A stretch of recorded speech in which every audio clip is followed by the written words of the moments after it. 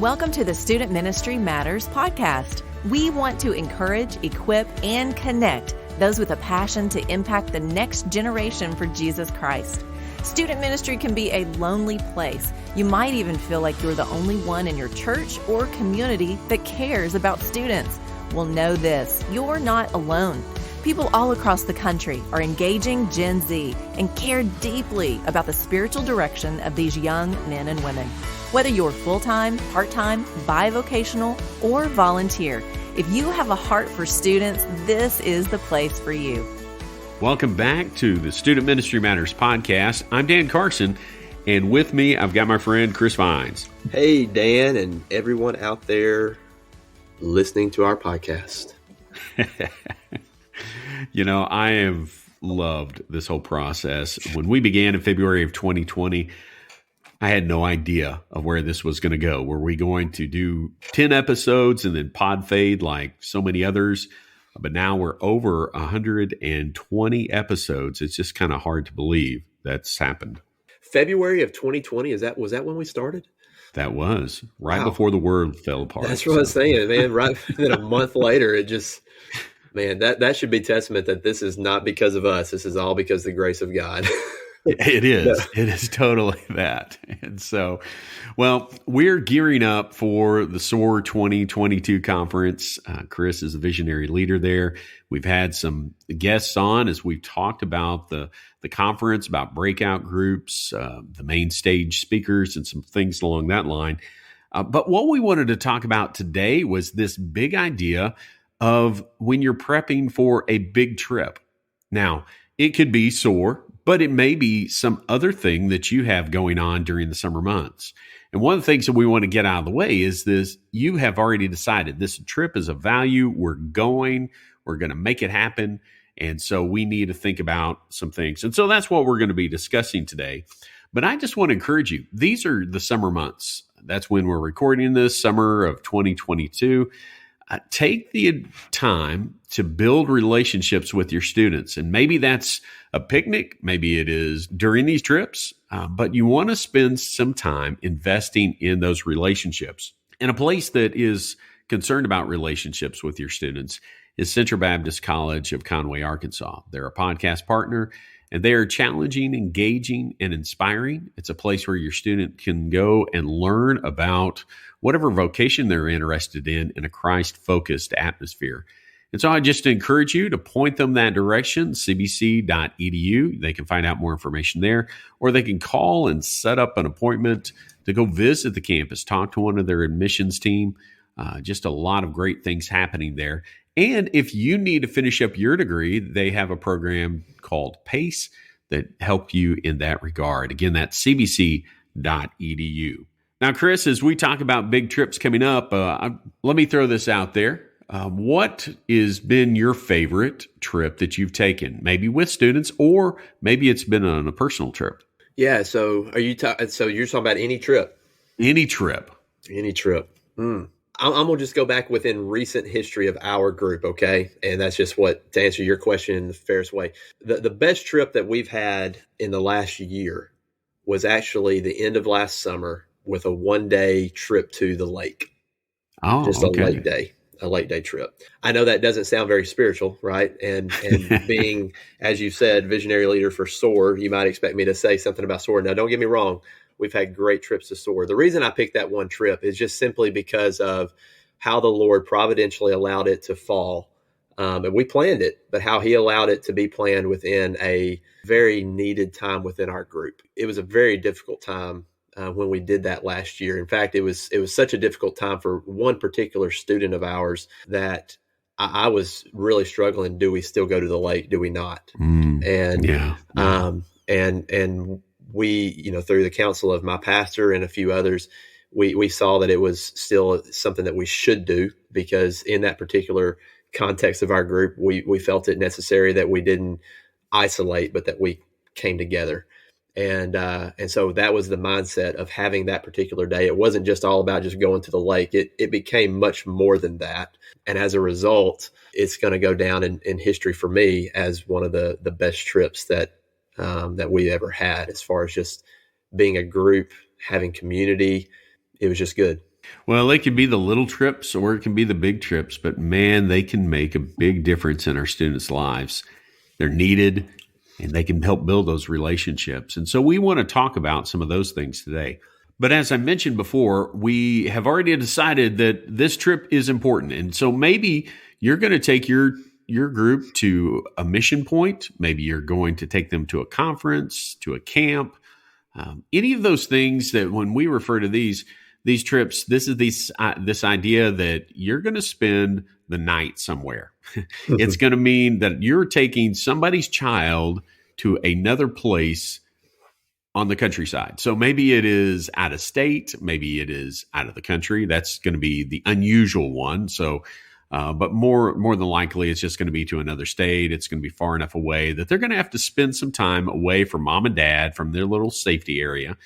And so we want to think about those things so we make sure that during this process that, well, we're keeping other parents' kids safe. That is huge.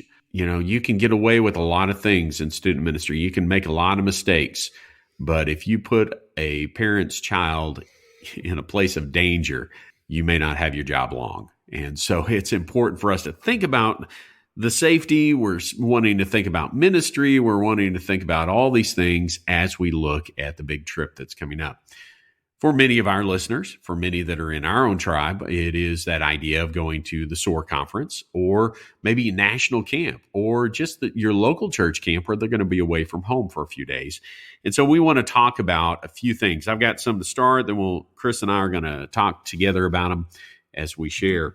I think of three things that we need to make sure that we have. First, we need to have the right attitude, and that falls on us. Because when we are working with students and when we're in student ministry, heck, when we're in ministry altogether, there are times that things are going to come up in life that we want to be at, that we want to be a part of, that we have to say, no, I can't because of my job. But that's the same with any other job. There are times when you just can't go and be a part of something because of that responsibility. But it falls to us to make sure that we have the right attitude as we go off on this trip. We need to check it, make sure that we are bringing a positive attitude, that we are sharing that with our students. And so if there's something you need to fix within your own attitude, make sure that you have the right attitude as you head out. The other is this idea of right volunteers. Chris, I don't know about you, but I've had some, well, I don't want to say some stinkers along the way, but that's probably the best description. Some volunteers that I wish after the fact that I thought, they should have stayed home. How about you? What's that look like for you? Yeah, volunteers are crucial. I mean, good volunteers are crucial. And so, yes, I've had a couple in the past where I'm like, yeah, probably not going to ask them to come back. And I've never had any just disastrous moments. I'm thankful to say that. And that's just by the grace of God. That's not because I'm great at picking volunteers. But, one thing that comes to my mind as we talk about this is, the majority of people who are listening to this podcast, along with you and me, Dan, I mean, we're not pastors of big churches. Yeah. We've got smaller youth groups. And so when it comes to volunteers, we've got a smaller pool of people that we're coming from, that we're getting from. And that can be difficult when it comes to picking volunteers, because a lot of times it's not a matter of picking volunteers. It's a matter of begging for volunteers. And if someone comes up to you and says, hey, I want to go on that trip, it's easy for us to say, well, let's talk about that. In other words, we don't go through a full interview process. We just say, oh, great, I'm going to put you in this room. Right. And that's it. But we also have to understand that even in our small context, that we should pick our volunteers as best we can. We don't need to just immediately say yes when somebody volunteers themselves, because we all know this. This is just common sense. We would make a list of people, and this isn't a bad thing. And I think we probably should maybe make a list like this. Others may disagree with me, but a list of people that we don't want to go. And I know that sounds strange, but let's just be honest with it. I mean, if you had to write your ideal volunteer, right? Nobody's going to find a perfect individual, but there's nothing wrong with writing a volunteer description list and then going down that criteria. And if certain people don't meet that criteria, then it's okay to say no. And that's hard though when it comes to a smaller church and a smaller It context is. where we Yeah. just need bodies to show up, right? And I would say that, everything I just said right there is fluid in the sense of what kind of trip you're going on, right? So I might want a different kind of volunteer for a lake day trip versus going to SOAR or going on a youth retreat. So but nonetheless, it is our job as pastors, as shepherds of students of our flock, right, in our church, to protect them. And one of the ways that we protect them is by putting right individuals in place that are going to chaperone and lead them when our eyes can't be on everybody. Man, that is so important. I think about the volunteers that I've had over the years on trips, and I am thankful for the willingness of every single one of them. I mean, Amen. For you to say, I want to go on a trip with 20 teenagers, that takes a certain sort of individual. Maybe they're a little crazy. Maybe they are just feel so duty bound to be there. Sometimes it could just be a parent who wants to keep an eye on their child. That happens. We know it does. But I would just say there are a few things that you want to make sure of that volunteer. Make sure that they have a relationship with Christ. That's paramount, especially if this is a trip to a conference. But in a lot of other areas, you want to make sure that they can effectively share their faith with those students and to be able to discuss that. Do they have to be perfect Christians? No, not at all. But they do need to be able to understand their own faith and be able to share it.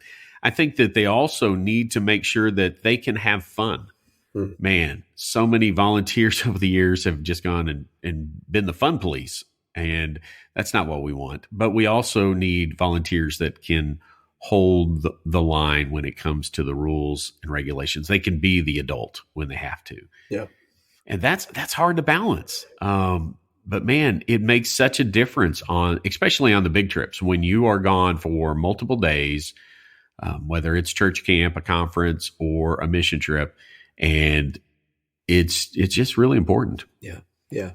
I'll say this real quick, Dan, and then we can move on because I know you've got two other great things. But, yesterday for us, we went floating a river, nearby our church.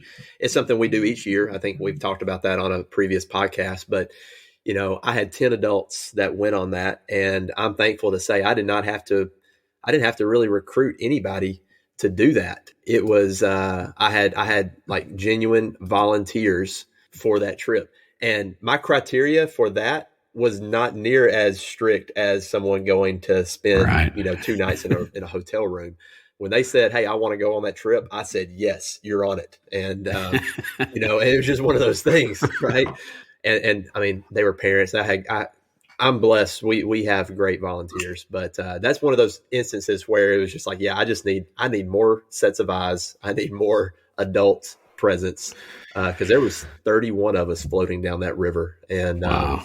You need a lot of eyes in that situation. Yeah, you don't want to lose a student. Yeah. In the water, a piece of advice to somebody out there that might be saying, okay, well, how, I don't have a full interview process. And I don't want to indicate that you need necessarily a full interview process for every volunteer. I do think it's important to have certain criteria within, for your own self, for your own sake and church's sake on who goes on what trips, that kind of thing. But one thing that can kind of catch some people off guard sometimes, and also not just to catch them off guard, but can give some clarity, is just ask the question, why? So if someone comes up to you and just kind of out of the blue says, "Hey, I want to go on that trip," be excited. Like, "Oh man, I'm so glad that you want to go with us. Can I ask you why? Why do you want to go?" And that why question can cut through some fluff, right? It can, and give some clarity to why you want, because like you said, Dan, it could be a parent who just wants to be, I just want to go and make sure I have a set of eyes on my kid. Well, that might not be a bad thing, but at the same time, you need a volunteer who's not going to just be zeroed in on one kid. Right. You may need a volunteer that's going to be zeroed in on 4 kids, and so, but getting to that why you want to go can give you a good pathway moving forward if he or she's going to be a good fit for that particular trip. That's a great and simple question that we can ask potential volunteers. Why do you want to go? It just cuts through, like you said, cuts through the fluff. Well, the other thing that I mentioned is that we want to have the right mindset as we look at these different big trips. We've already determined that this trip is important. Well, we want to make sure that we keep in mind whatever that trip is, being purposeful, being intentional. If we're taking our students to church camp, well, yes, fellowship and fun is a big part of it, but we want them to be there for those evening worship services when they have a chance to hear the gospel. We want them to be involved in connecting with their Bible class teachers. And so the ministry aspect needs to be paramount because that's our role. That's our job. As we shepherd them, we need to show them Jesus. We have to take and keep in mind all these other details because that's what our jobs are. But it is important that we keep ministry at the top of that list. The other big thing that we need to make sure of is of safety. And I mentioned it at the beginning, but it is definitely something that we want to make sure that we do. Not so that we can avoid being sued, although there is the society that we live in that can happen. But what we want to do is just make sure that we're keeping other kids or other parents' kids safe. I always have trouble with that statement. Don't know why. I have my own kids. I want them to be safe as they were being watched out by other people. But it's just important that we make sure that safety is at the top or close to the top of our priorities as we look at these trips. It's just too easy for us to say, all right, let's hop in the vehicle and go, and then forget, well, do I have enough seatbelts? Have I taken care of the little things like making sure that I have a medical release? Do I have their insurance card? What's going to happen if we're in an accident? You have to think through those details. And it's a hassle. I mean, we all just, many of us, let me put it this way, many of us in student ministry just want to focus in on the relationship and focus in on getting them Jesus. But we got to make sure we're not getting them to Jesus too quickly. Mm-hmm. And so we got to take care of safety as we look at those things.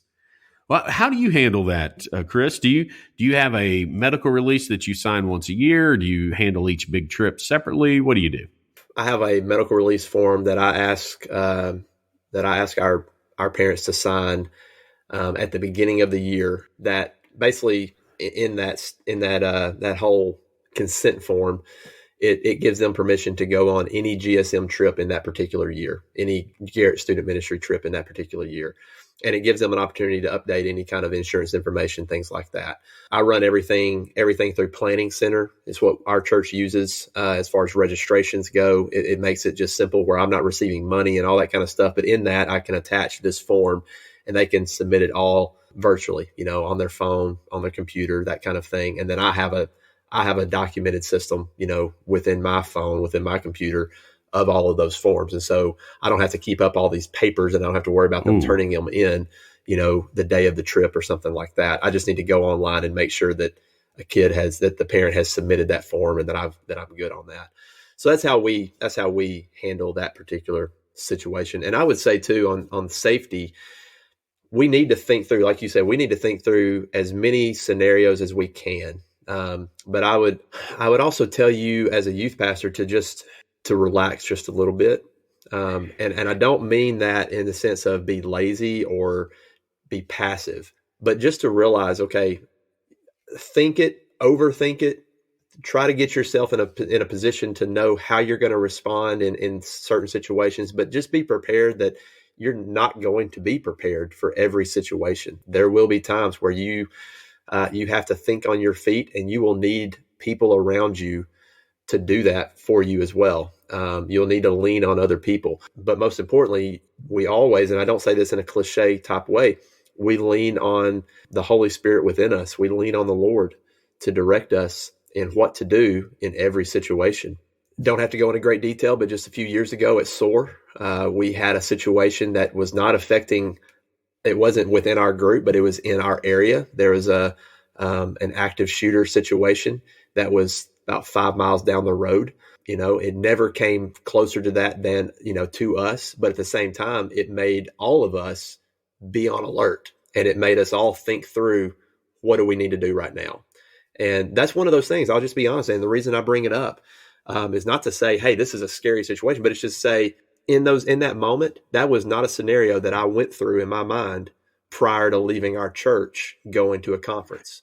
And that's one of those things that's just completely out of your control. We responded, and I believe we all responded well, and we had the help of each other and knowing what to do and all that kind of stuff. And we were never in any kind of immediate danger. It was just one of those situations where this is how we need to act right now, and this is how we need to respond. And it just wasn't one of those scenarios I thought through. But all that said, think through as much as you can. Try to think about, you're going to be in this location. What do I do in the case of this? And part of this, Dan, I think, is just individual awareness, right? I try to, if we walk into a building, I try to know where the exits are.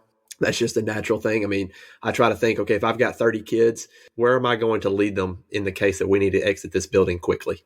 That's just stuff that you just start, I think, paying attention to the more that you take groups places. And again, doesn't make you a perfect person. It just makes you aware. And so I would encourage you to be aware of your surroundings and always have that sense about you if you can. Yeah. And that's, boy, I actually remember that because that was the one year I didn't go to SOAR since 2008. And I get a call from my daughter saying, Dad, we're okay. Our group is in our rooms, and down the road, there's been a shooter. And I'm like, okay. I mean, she was very matter of fact. She was taking it, and it was just, everything was okay. But again, it's not something that I planned or I was able to invest in the person who took that group that year, because who would have thought? I mean, but this is the world we live in. So we plan for the worst, but then enjoy the trip, be aware, and be ready. When we go on these trips, the one thing we have to remember is that we're not on vacation. We are there serving our students and serving our families and serving our Lord. And so, well, I've got two quick areas that I want us to talk about, because these are things that we often have to think about, especially in the mid to small size church where you may not be flying somewhere. I've never taken a group by plane. I've never taken a group by charter bus because I've never had one that large. Usually it comes down to 15 passenger vans and multiple 15 passenger vans, but still with that in mind. And so, Chris, how do you handle those traveling moments? When you're dealing with your students, do you set up rules that force fellowship? And the reason I asked that specific question is one of the places I was at before I even came there, they had established some rules. They didn't allow headphones. They didn't allow personal gaming systems, all with the idea that they would, as they traveled, that they would be speaking with one another. Mm-hmm. And that's not always the case. Some will bring a pillow and they're out. They're going to sleep those 6 hours away. But how do you handle that sort of thing? Sure. I'd say that I don't have any hard and fast rules that I apply to every trip. I take into two main things into consideration. One, what kind of trip is it? Two, what's the dynamic of my group at the moment, right? So that's good. The first thing that I look at is, okay, like let's take SOAR, for instance. SOAR is one of those trips where we're going to be on the bus together for 4 hours. There's an opportunity for community there. And I ask myself the question, do I want that to be forced or do I want it to be organic? Right. And I know those are kind of that organic, that's a hip, cool way of saying, just let it happen, that kind of thing. All this stuff. But, that said, on SOAR, I allow kids to take their phones. I allow them to have headphones. We're traveling, right? A lot of times kids are sharing headphones. I've just found that in that scenario, that's something I don't need to force, right? Now, that's different if the trip is a retreat to the hills, right? If we're going to a cabin.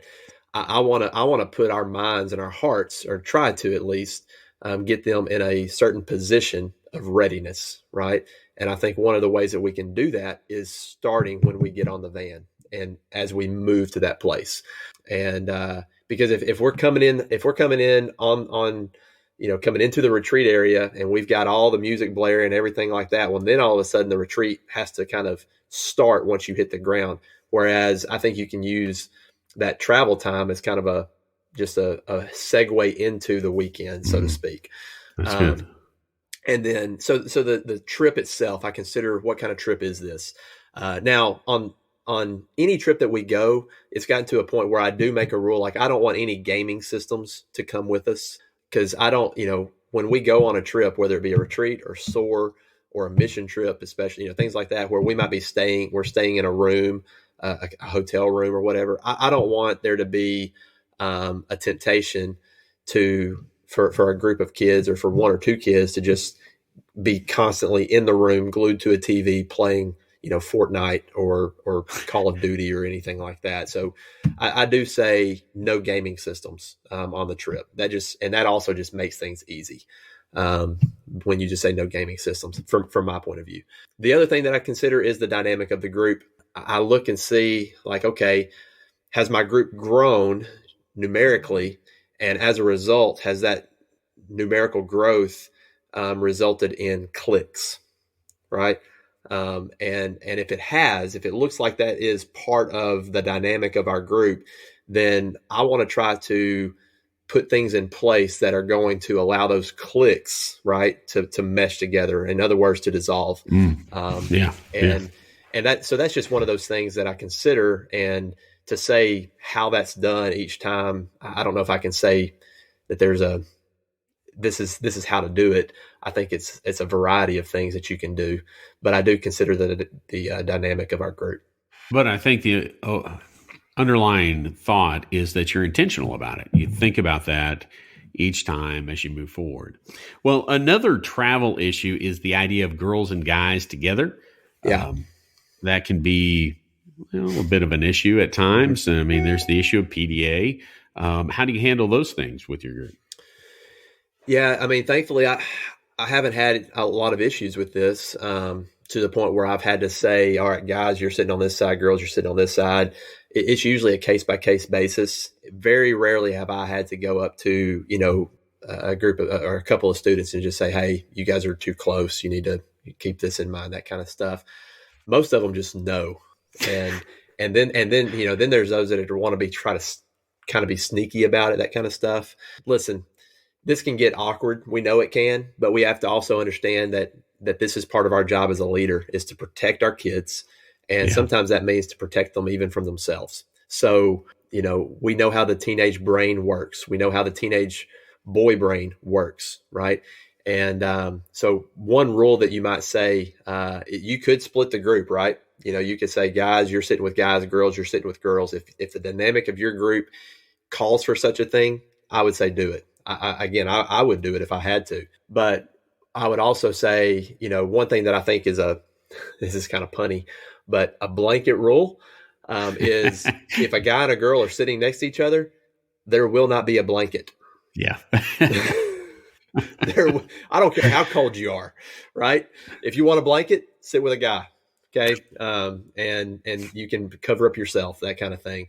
But again, that's just one of those things. And again, I know it's awkward and people out there might be listening, and some of you guys might be shaking your heads at me. I have no idea, but listen, a guy and a girl sitting next to each other, that's okay. Right. I can handle that, and I can keep my eyes on that. And there's, again, every scenario is a little bit different, but I don't care who the guy, who the girl is. Neither one of them are going to be sharing a blanket while on a youth trip. Even on school trips, they make rules in regard to this. The Harbor High School band trip to New York City was an overnight ride. It was 26 hours in a vehicle. You'd get on the bus, and they basically said no girls and guys, no, couples will sit together because of that sort of thing, because you end up sleeping on those trips. Yeah. I would have done that. I would have done the same thing in that scenario. Yeah. Yeah. And so I, as a parent, I appreciated that. I mean, that was huge. And this was a school, so they could have easily not cared about it, but the band director cared very deeply. Yeah. And it helps that he was a believer and that he wanted the best for his students all along. So absolutely. Well, talking about that, that issue of guys and girls interacting, after we get there, wherever we're going, or we inevitably are being in a hotel or someplace like that, maybe it's a cabin or what it's like. But how do you handle the idea of room interaction, or where the guys are allowed to be, where the girls are allowed to be? What does that look like for your group? Yeah, I usually keep that just really simple. No guys in girls' rooms, no girls in guys' rooms, and that's just a hard and fast rule. And I lean on my volunteers, my room sponsors. They police that, so I'm not having to be hall patrol police or anything like that. That is standard. Like no mixed genders in a room ever. And there's always, that one that says, well, I gotta go get a phone charger from so-and-so. Well, okay. Tell her to sit it outside the door, and then you go pick it up, there's always those scenarios. I mean, teenagers are going to try to be teenagers, and I know that, but those are the rules I've put in place. Well, I know the exception for the small group might be during the evenings, if you have a group meeting where everybody's in there together. Yeah. But of course, that's the obvious one. You have all 12 or 16 of your people all together in one room. Yeah. And that's totally different. Yeah. But it does bring up the question of room assignments. Now, there's a couple of different ways to think about this. And so I just want us to talk about both sides of it, because I think that's important. Chris, the indication that I've gotten from the way you've described it is that you assign an adult to each room. Is that correct? Yes, I try to. Now I've got a group. I mean, again, dynamic of the group makes a difference too. Yeah, it does. I've got a group of guys, that they're borderline. Like, I trust them, but at the same time, I'm not going to just give them the keys to the kingdom, right? I still have an adult in their room. And like this year at SOAR, their adult is actually a college student. And one that I trust. So, I mean, it just depends. But yes, I try to have an adult in every room for safety. Now, here is the question with that approach. If you have an adult in the room with, say, an adult male with two, well, I don't know how many. That's my part of my question is, how many students do you put in each room with that adult? I try to put no more than 3. Definitely no more than 4. And that just the putting 5 to a room strictly comes down to a matter of odd numbers, right? Right. In other words, I'm not going to buy a whole other hotel room for just 2 people. So I try to, unless it just absolutely calls for it, but I try not to do that. So I'm not going to put more than 5 in a room, but I'm not going to give an adult sponsor more than 4 to keep their eyes on. I try to give them only 3. What does that look like for sleeping arrangements then? Sleeping arrangements, yeah. It requires some of the adults in the room are parents, right? And their kid is in the room, so that kind of makes that thing easy. It does. The other situation is, call for a rollaway bed, bring your own air mattress kind of situation. That you can get an air mattress, a twin size air mattress for probably $15 now, and just have that, and just the adult has seniority. They get their own bed, and teenager, you get the air mattress, that kind of thing. So there's, I think that's a great question though, Dan. One that's, I think, more needed today than times past for, again, everything, just accountability purposes. But so again, dynamic of the group, who's in the room, but rollaway bed, air mattress, that kind of situation. Well, I bring it up because it is a question that we have to think through, and it is something that we need to really think about a lot, especially with the idea of protecting our sponsors as much as protecting our students, because an accusation can happen very quickly, and it can ruin somebody's life. Yes. So that is one approach. What Chris is talking about is you have a sponsor per room. You may have 2 students in there. You may have 3. In a worst case scenario, you've got 4 in there.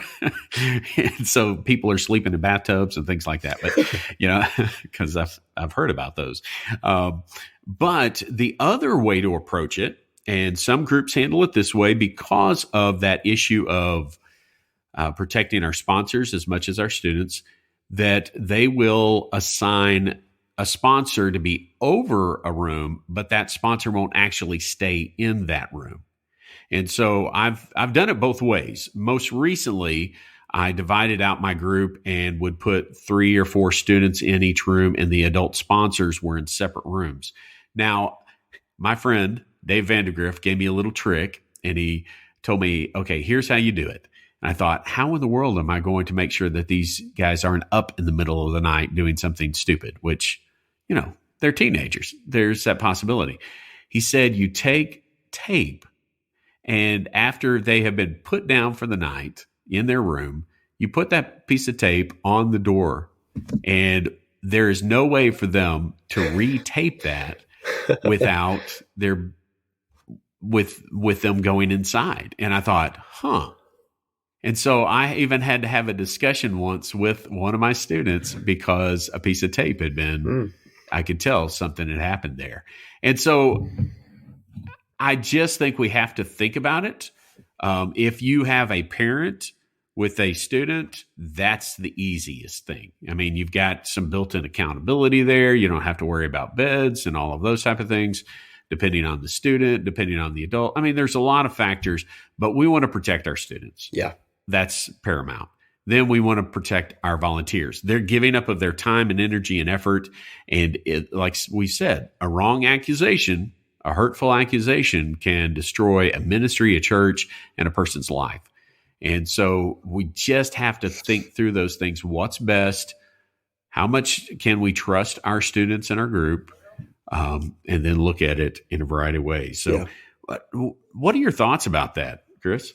I think the more we can protect, our church, our volunteers, and then our own personal ministries, with just practical common sense like that, the better. Yeah. Right. And we've had podcasts where we've talked about, on a personal level, things, policies that we put in place, and it might be good to revisit that soon. But, it's common sense stuff, Dan, and that's, and more, as we just progress into the culture that is around us. Right. Yeah. And we are called upon, I think, to think through just very practical things like this. And some people might call us over assuming, or just, I don't even know how to describe it, like unnecessary. Yeah. But it's not. It's not unnecessary.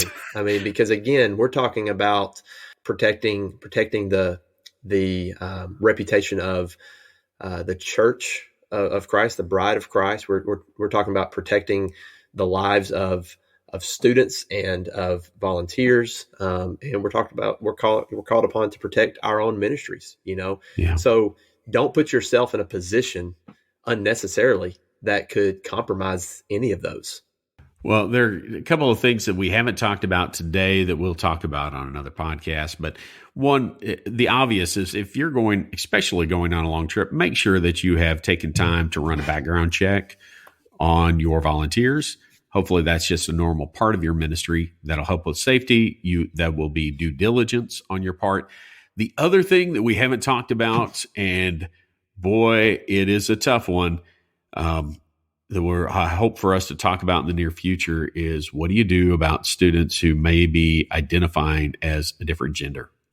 And man, you think, well, we're not having to deal with that. That's not something that a small church or medium-sized church is dealing with. Yes, churches are having to deal with that, trying to figure out how to navigate those issues.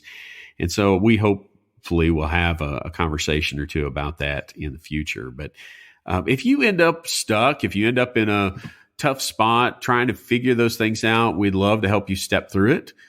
info@studentministrymatters.com, and we'll have an opportunity just to communicate with you. And if nothing else, point you in the right direction, because as Chris has shared before, we're just on this journey together. As we work with students, we don't claim to be experts, but we have experienced a lot so far, and we know that there's still days ahead. And in an ever-changing culture, it's important that we lean on the Father together and help one another.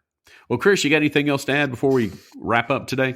I would just say, the easy things about a trip are planning, driving, and moving from place to place. I mean, that's easy. It is. The planning, we're sitting in an office by ourselves, and we're planning it. The driving, we get to get behind a wheel and push the gas pedal and we go. And then we can easily get to the conference or the camp and then just make sure people get to the right place at the right time. Those are easy things. You may disagree with me. Yeah, they've got some challenges in themselves, but those are the easy things. Yeah. The things that we're called to do are not just be tourist guides. What we're called to do is to lead our kids, to lead our people spiritually. And so don't think that the trip is planned. Don't think that the trip is done just because you've got the schedule in the hands of all your people going. Take time to think through all these issues that we've talked about, but take time to think about how you're going to grow spiritually as a group. Like for SOAR, the last 3 years, we've had something called church time, and that's coming around again. That's a specific time for churches, groups to get together and to connect spiritually about what the Lord is showing them and teaching them through His Word. So before you ever even get to the conference, think about how you're going to spend that time. Think about how you might divide your group up for the best experience possible for your kids. Plan that and then execute it, by the grace of God with prayerful hopes of the Lord changing hearts and changing lives. So, in other words, do the hard work, do the good work of the ministry. Well, that's a great place for us to stop today.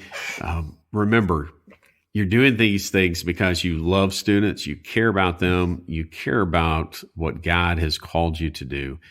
And we do all of these things because student ministry matters. Thanks for listening to the Student Ministry Matters podcast.